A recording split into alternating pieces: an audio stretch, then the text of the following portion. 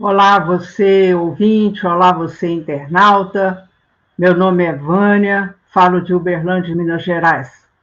Participamos do Grupo Espírita Paulo de Tarso, do Rio de Janeiro, e aqui estamos para dar continuidade ao nosso Evangelho no Lar online, que está com você semanalmente no YouTube.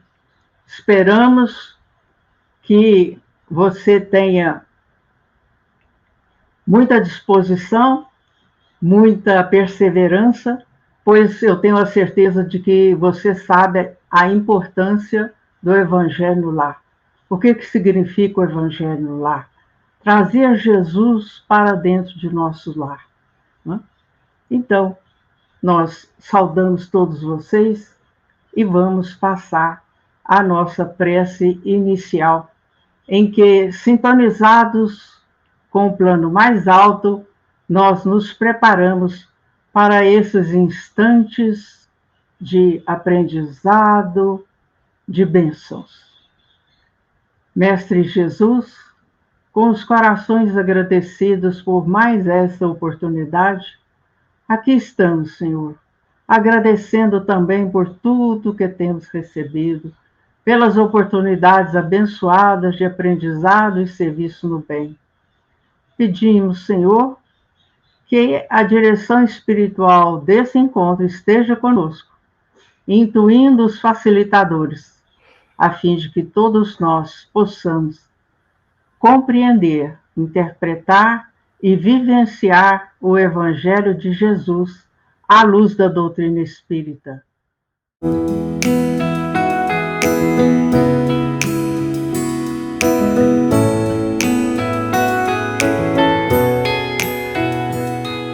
E assim, com alegria, vamos dar início ao nosso estudo de hoje. E para fazer a sequência, nós convidamos a nossa querida Norminha, que vai fazer a leitura do capítulo 8º, Bem-aventurados os que têm puro coração, do item da sequência que nós vamos ver hoje, que é o item 13. Vamos lá, Norminha? Perfeito, querida Vânia. Muito que sejam de paz, né? Os nossos pensamentos e os nossos sentimentos. Vamos, então, fazer a leitura do item 13. É preciso que haja escândalo no mundo, disse Jesus, porque os homens, sendo imperfeitos sobre a terra, são inclinados a fazerem o mal, e as más árvores dão maus frutos. É preciso, pois, entender por estas palavras que o mal é uma consequência da imperfeição dos homens, e não que haja para eles obrigação para o praticar. E o item 14 vai nos dizer: é necessário que o escândalo venha, porque, estando os homens em expiação sobre a terra, punem a si mesmos pelo contato com seus vícios, dos quais são as primeiras vítimas, acabando por compreender seus inconvenientes. Quando estiverem cansados de sofrer no mal, procurarão o remédio no bem.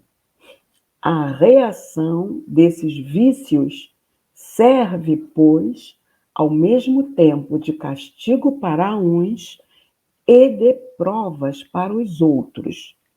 É assim que Deus faz emergir o bem do mal, e os próprios homens utilizam as coisas mais ou mais vis. E para a consideração desses dois itens, nós convidamos o nosso querido irmão, Senhor Hernandes. A palavra é sua, meu irmão. Muito obrigado. Minha saudação a todos e o prazer e a alegria de estar com vocês aqui para este estudo. Vamos começar aqui, então, a a um conceito de escândalo. Palavra forte para começar aqui, né? Simplicidade e pureza do coração. Vamos ver o conceito de escândalo. O escândalo é um fato que fere as normas de conduta moral,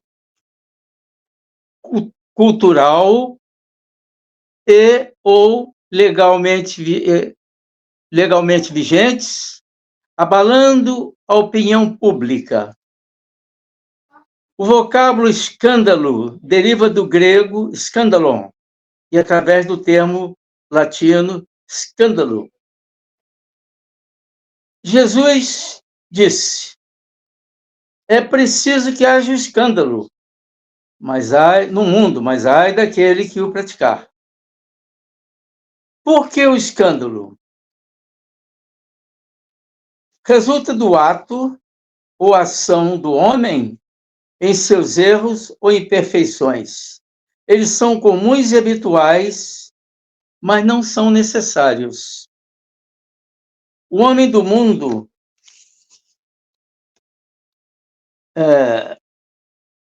mundo primário de expiação, resgates e provas, escola primária na evolução humana, sendo o erro tantas vezes confundidos com o acerto. Portanto, praticado no cotidiano dos homens, a mesma lei não se mostra suficiente para eliminar o erro. Isso é mais profundo. Requer educação teórica e prática, tempo, esforço e até mesmo uma última instância, a dor como punição, o sofrimento como remédio amargo. A punição humana e a divina. Quando falamos aqui em punição, é no sentido mais educativo, né? Punir para fazer sofrer. A punição pela lei divina é pela lei da vida. Deus não pune, Deus não castiga, mas a vida vai nos conduzindo a situações favoráveis ou desfavoráveis conforme o nosso procedimento. Isso é regulado, como todos sabem, pela lei do karma, ou causa e efeito. No mundo de expiações, resgates e provas, é a Terra, o planeta Terra, o nosso mundo. É o local apropriado à educação espiritual, à nossa recuperação e até mesmo à exclusão de homens e espíritos que venham a recusar os métodos e procedimentos educativos no mundo de expiação, resgates e provas. Serão colocados em mundos inferiores, a mundos inferiores da Terra, muitos, onde há choro e ranger de dentes. Isso chega ao extremo até da chamada segunda morte, que não vamos apreciar aqui, mas a lei divina é para ser cumprida e o será de todos os meios e modos. Quanto ao tempo, o homem, cansado de sofrer no mal, então ele pensa no bem. O bem passa a ser o remédio. É melhor que aprendamos dessa maneira do que aprender pelo mal, pela punição. Isso significa evolução espiritual. Os conceitos. Aqui nós estamos no mundo de expiações, resgates e provas. Todo mundo já sabe que isso aí é coisa surrada. Expiação é a situação que nós passamos, não concordamos, mas temos que aceitar. ela é impositiva, é vertical, de cima para baixo. Isso é expiação. É impositiva. Resgate. Aí nós já examinamos a forma de viver, a dor, o sofrimento, as situações contrárias. Nós, embora não gostemos disso, mas aceitamos como remédios amargos a nossa necessidade de mudança. E as provas espirituais? As provas são opcionais. Muitas vezes nós as pedimos força para suportá-las. E em quanto tempo isso se processa? O próprio homem estabelece. Quando ele decide mudar de comportamento, mudar de roteiro, isso aí é com ele. Nós temos ainda os mundos primitivos, os mundos inferiores ao planeta Terra, que não é bom ir para lá, não é muito bom ir para lá, não deve ser. Mas, se necessário for, seremos lá colocados. Aqui na prática, nós chamamos de céu, inferno e purgatório. A Igreja Católica, sobretudo, enfatiza isto. Aí são simbólicos. O céu, como tal, não existe. É um lugar de luz. O inferno, como tal, também não existe. É uma escuridão para o Satanás. Isso aí é simbólico também. E o purgatório? Com vibrações mais acentuadas, menos brandas, mas são mundos educativos para o homem espírito. Enquanto delinquente, indomável, turrão, aí não tem jeito. Aí seremos realmente punidos efetivamente, quer pela lei humana, quer pela lei divina. Quanto tempo isso vai durar? Isso quem estabelece é o próprio. O prazo é estabelecido pelo homem, pelo transgressor. Transferência do inferno, onde tem choro e ranger de dentes, ao purgatório. Inferno, que eu digo, é simbólico, não existe esse inferno. Então, aquele mundo de vibrações extremamente difíceis que nós temos que passar para purgar nossas faltas, tomar consciência de nós mesmos e fazer as correções devidas. Aí vai para o purgatório, também ensinado pela Igreja Católica, menos penoso do que o inferno, até chegar ao mundo de regeneração. Mas a Terra é um mundo de regeneração também.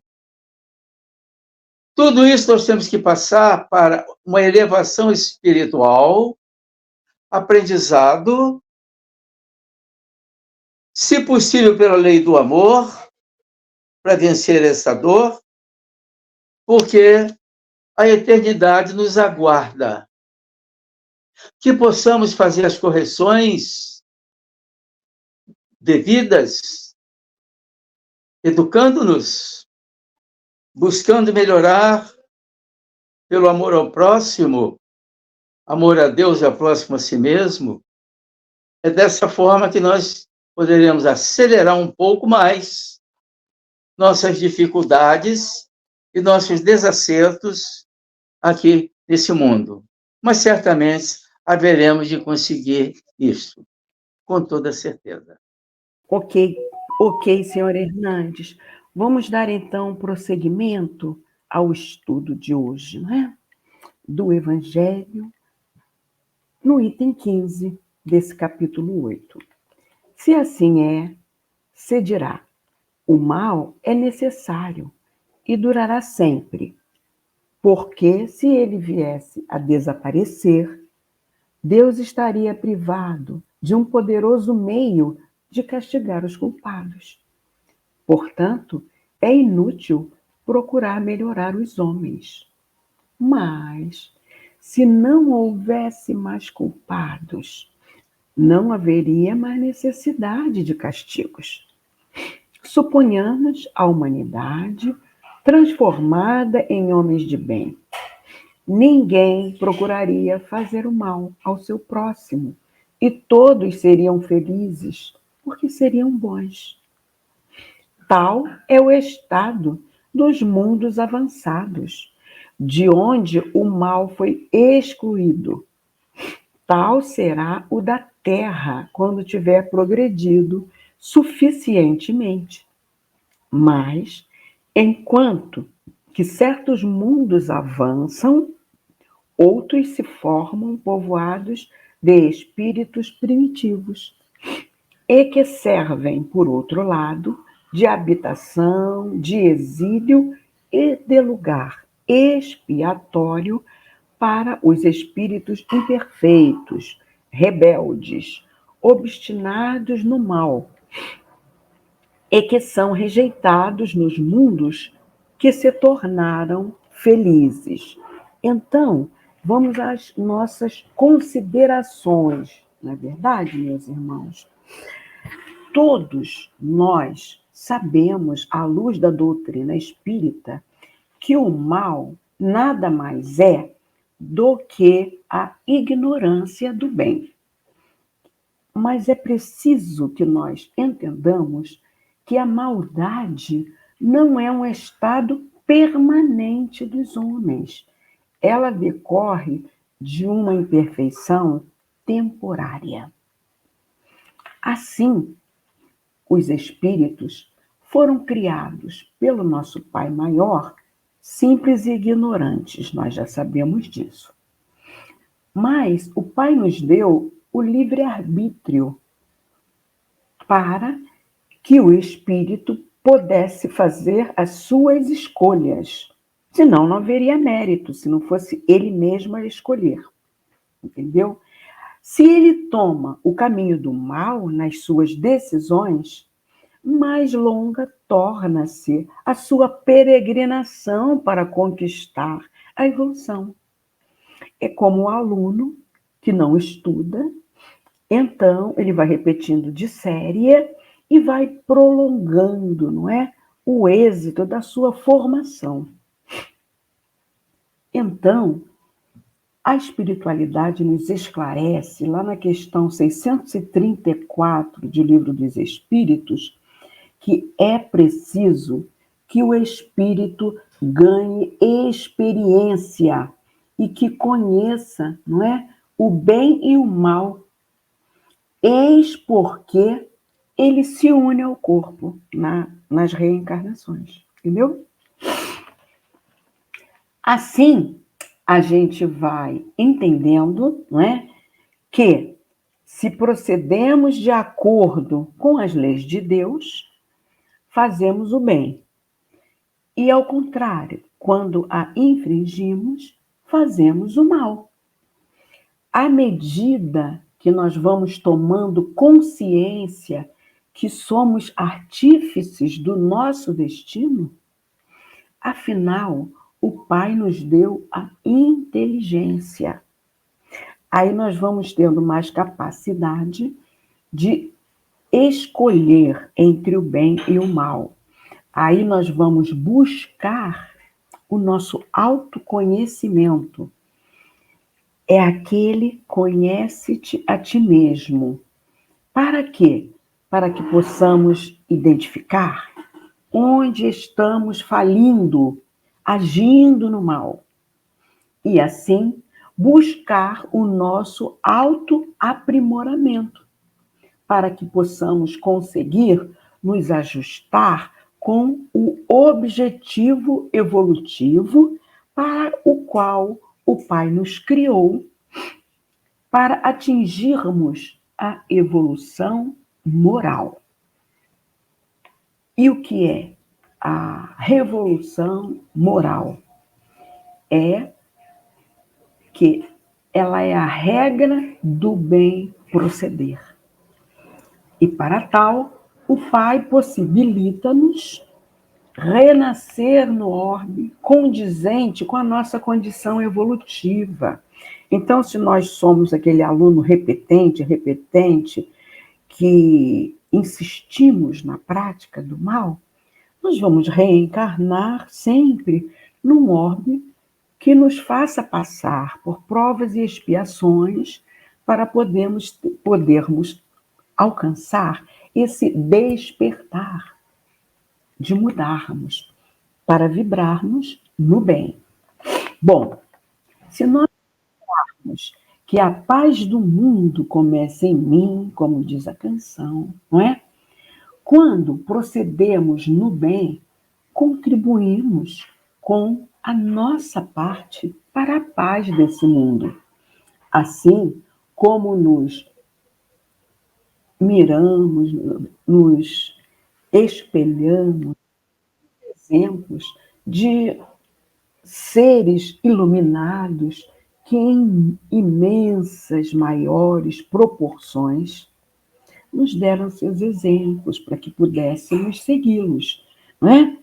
Nós tivemos aqui no Brasil, olha, Chico Xavier, Dr. Bezerra de Menezes, Madre Teresa, Irmã Dulce, entre outros. Mas, acima de tudo, o nosso guia e modelo, nosso mestre maior. Então, quando predomina o bem na humanidade de um planeta, ele também evolui. Atualmente, como o seu Hernandes já lembrou, não é?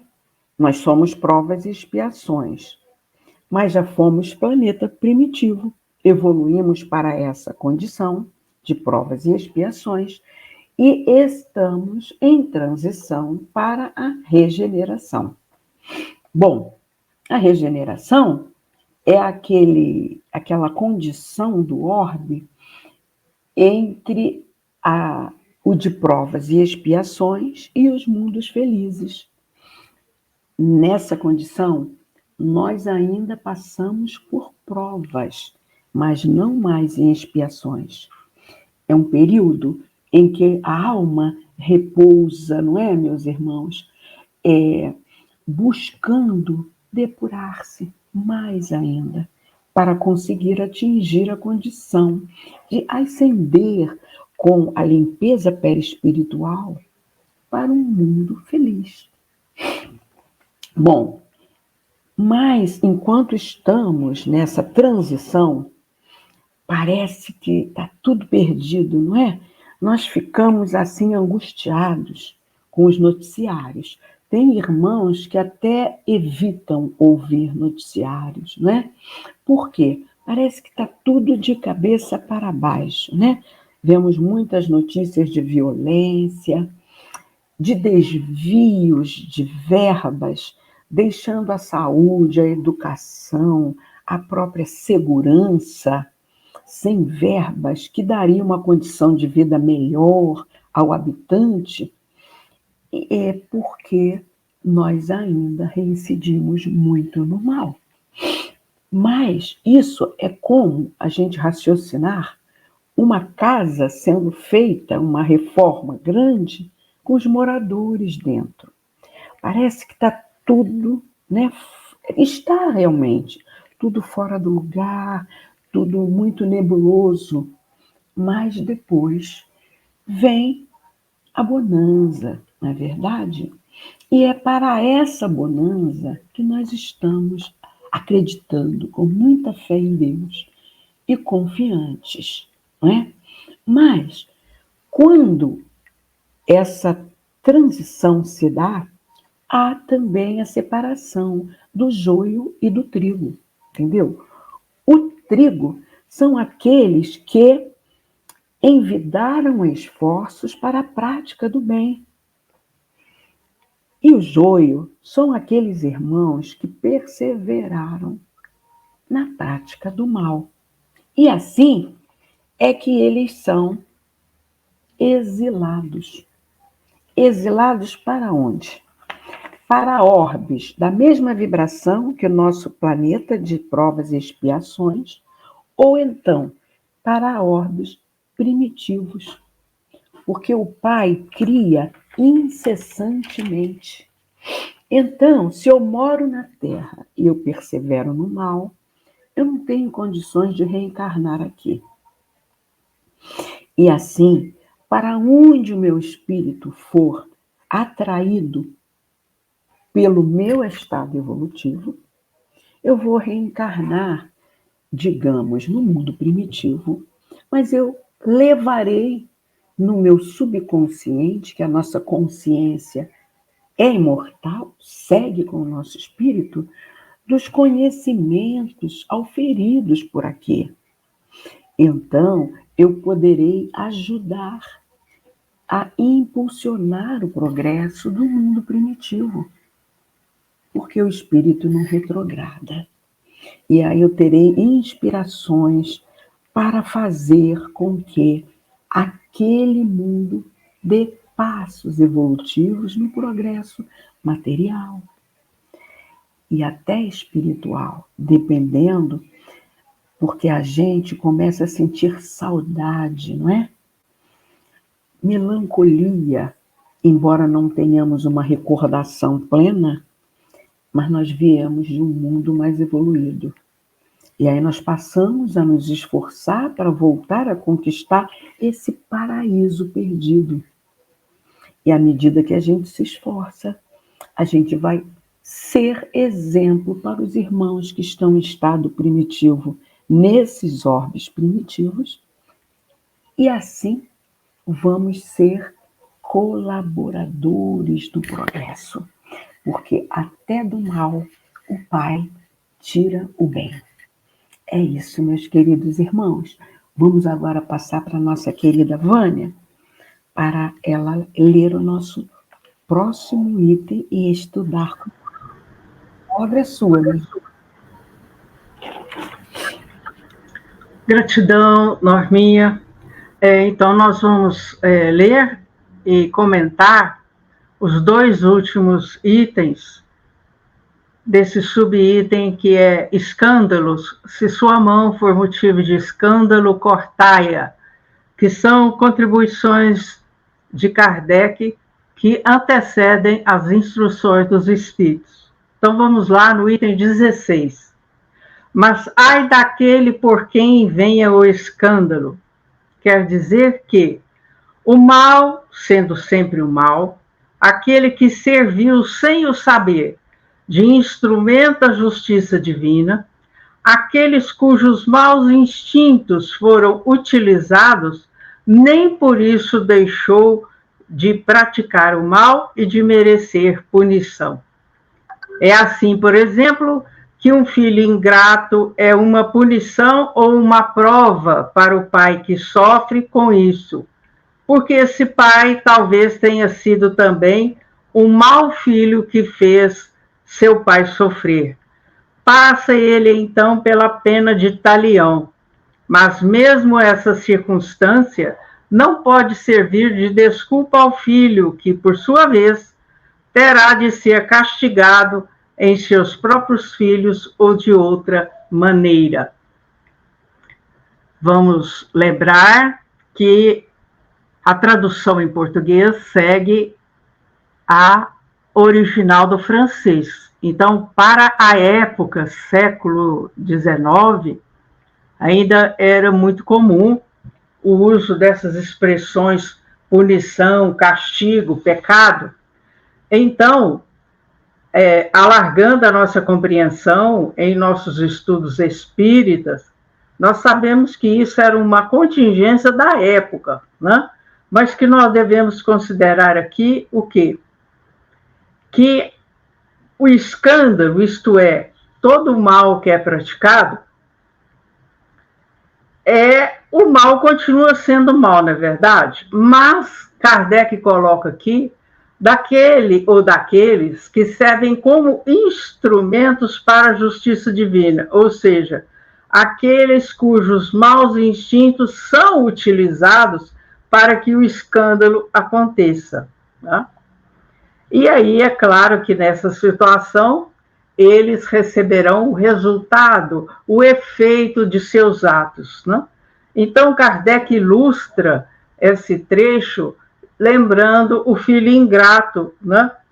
Que sofre com o pai que sofre com a ingratidão do filho, desculpem, o pai que sofre a ingratidão do filho, né, constitui para ele uma punição ou uma prova, porque, né, ele, por sua vez, talvez tenha sido um mau filho que fez o seu pai sofrer. Então, quando nós lemos que passa ele pela pena de talião, o que é a pena de talião? É aquela pena em que nós recebemos de volta aquilo que nós causamos, ou seja, castigo ou desforra equivalente ao erro, à ofensa feita. Por isso é que nós temos aquele trecho do olho por olho, dente por dente, é a pena de talião, ou seja, que a criatura, quando ela comete um erro, quando ela pratica o mal, ela está trazendo para si mesma as consequências, os efeitos ou os resultados desse mal praticado. Tá?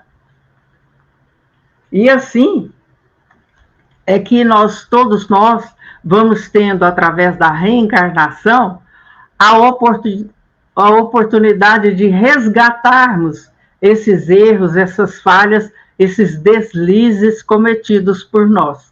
Então, não existe o termo punição e castigo, quando, na verdade, o que nós temos é oportunidade de reajuste, oportunidade de aprendizado. No item 17, vamos continuar. Se a vossa mão é causa de escândalo, cortai-a. Será que Jesus disse isso mesmo com essa intenção?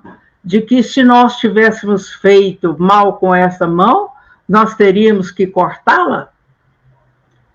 Figura enérgica, que seria absurda se tomada ao pé da letra. Imagine que Jesus veio nos trazer a lei de amor falada e exemplificada, se ele iria dizer um absurdo desse. O que significa? Se sua mão é motivo de escândalo, cortai-a. Significa que cada um deve destruir em si a causa de escândalo, isto é, o mal que provocou.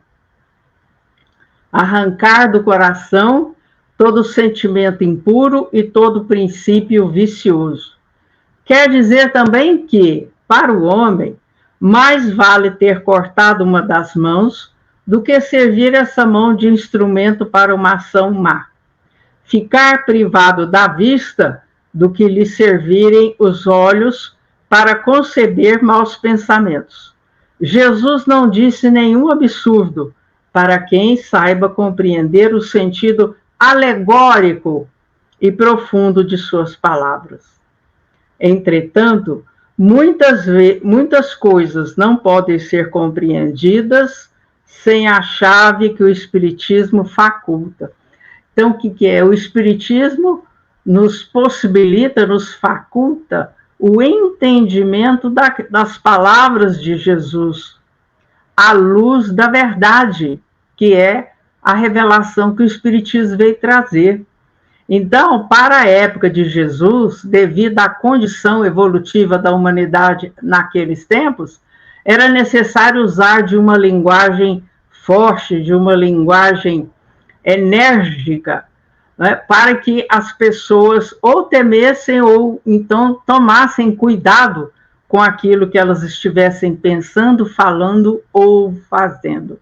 E o Espiritismo, ele veio tirar o véu e ampliar a nossa compreensão, trazendo-nos a verdade de que todo aquele que pensa, fala e comete ou faz o mal, arcará com as consequências com os efeitos disso. Então, ninguém fica impune. Mas devemos lembrar novamente que esta punição nada mais é do que resultado de uma das leis divinas, uma lei natural, que é a lei do progresso. Então, como foi falado anteriormente por nossos queridos companheiros Hernandes e Norma, como nos encontramos ainda em um mundo de provas e expiações onde o mal predomina, natural que haja um mecanismo divino para nos fazer retomar o caminho do bem, o caminho reto. E esse caminho se dá através de uma nova oportunidade reencarnatória, onde nós estaremos em contato com aquele ou aqueles a quem prejudicamos, a fim de que o mal feito possa ser corrigido, possa ser sanado. Então, ainda há a necessidade da dor e do sofrimento, porque são os corretivos que fazem com que os espíritos recalcitrantes, rebeldes, teimosos, possam modificar-se, corrigir o seu caminho, a sua rota, a fim de que o bem passe a ser o único móvel de suas vidas. Então, Allan Kardec nos brinda com esses subitens, com esses itens do subitem escândalos, de 11 a 17, falando-nos que todo o mal é oposição ou ausência do bem. E que todos nós, espíritos criados simples e inteligentes, mas destinados à perfeição, todos nós alcançaremos essa condição quando ficarmos totalmente livres de qualquer mal que seja, por menor que seja. Então, enquanto trouxermos em nosso espírito uma mancha que seja pequenina, uma nódoa, uma falha, uma imperfeição, nós teremos que voltar outra vez ao corpo de carne para o nosso reajuste espiritual e moral. Jesus está conosco. Então, depois de encerrarmos essa parte de leitura e comentários dos itens de hoje, convidamos a nossa querida irmã Norma para pedir a magnetização da água e fazer a prece final do nosso encontro de hoje. É com você, Norminha. Graças a Deus, né? Vamos então à fluidificação ou magnetização da água. Sabemos que a água fluidificada ou magnetizada é um remédio e que, por isso, ela deve ser ingerida com fé, em pequenas doses, né? Equivalentes a um cálice ou uma xícara de café. Sabemos também que, caso haja alguém no nosso lar necessitando de um cuidado específico da espiritualidade, nós deveremos fluidificar a água para esse irmãozinho isoladamente, porque se é um remédio específico, não, todos nós não podemos tomar, tem que ser para a pessoa que esteja dele necessitado, entendeu? Então, quando, por exemplo, a gente toma uma água fluidificada na casa espírita, que está lá disponível para aqueles que lá frequentam tomarem, é porque é uma água fluidificada de cunho geral, diferenciado de quando tem que ser específico, que aí a gente tem que colocar o nome da pessoa no recipiente. Então, vamos fechando os nossos olhos para a prece de magnetização? Graças a Deus. Obrigada, Senhor Jesus, por esta oportunidade abençoada de magnetização da água. Pedimos, querido Mestre, que os seus benfeitores de luz, aqui presentes em seu nome, possam fazer jorrar sobre esta água os fluidos trazidos dos laboratórios espirituais necessários à sua transformação num remédio para os corpos físicos e espirituais daqueles que dela fizerem uso. Que assim seja, graças a Deus. E assim, após a fluidificação, nós vamos para a nossa prece final. Graças a Deus. Gratidão ao nosso Mestre maior, nosso Mestre querido, por estarmos aqui reunidos em seu nome para estudo e aprofundamento dos seus ensinamentos, das leis divinas. Gratidão a esses amigos espirituais que nos assistem, nos inspirando em seu nome, Mestre.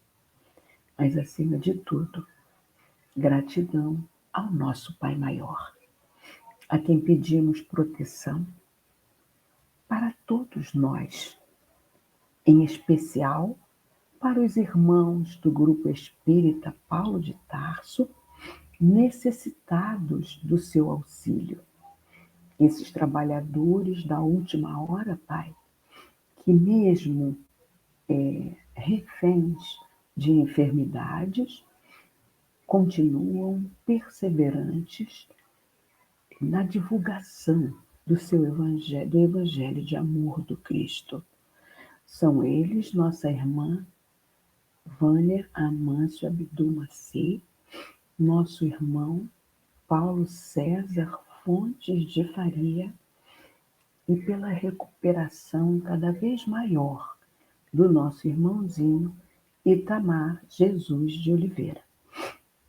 E assim, felizes e agradecidos, te pedimos, Pai, para ampliar essas bênçãos a todo irmão no planeta que delas estejam necessitados. E te pedimos a devida permissão para encerrarmos o nosso Evangelho do Lar de hoje, dando todos juntos a uma só voz, do fundo dos nossos corações, graças. Até o nosso próximo encontro, se Deus quiser, a semana que vem.